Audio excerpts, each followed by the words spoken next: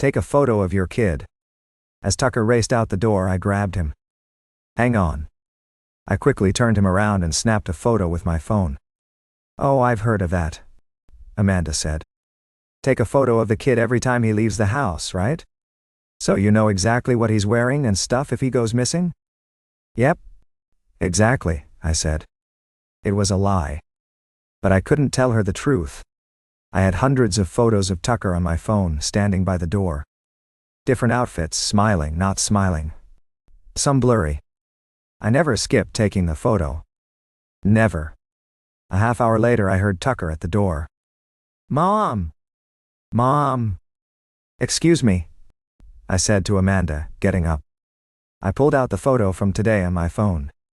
Then I looked through the peephole. Slowly, I did a one-by-one comparison. Hair dark way.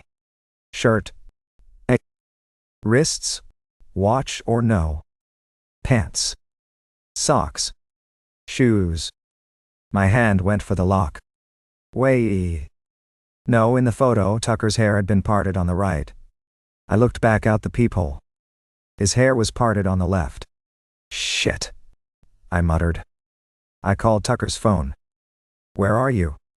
At Adrian's house. We're playing on his new Nintendo. I pocketed the phone.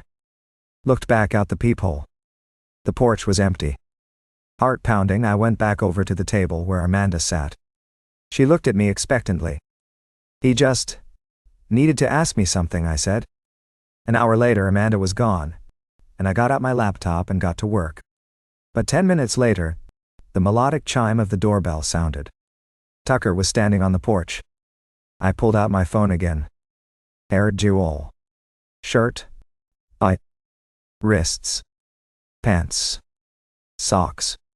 Shoes. My eyes went back and forth between the photo and the peephole.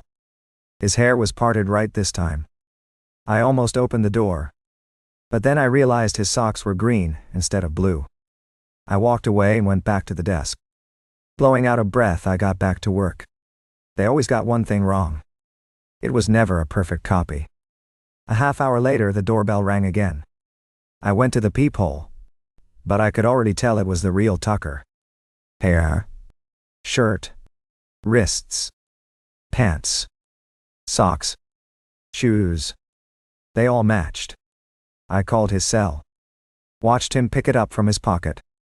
That's you, right? I said into the phone. A crackle of static burst through the speakers. What? Tucker leaned towards the peephole. His face twisted into a horrible grin. Wide blue eyes stared into me. He opened his mouth as if screaming, and a burst of static came through the phone. That's when I realized. He had all his teeth. But Tucker was missing his right incisor. For every picture going forward, Tucker would have to smile.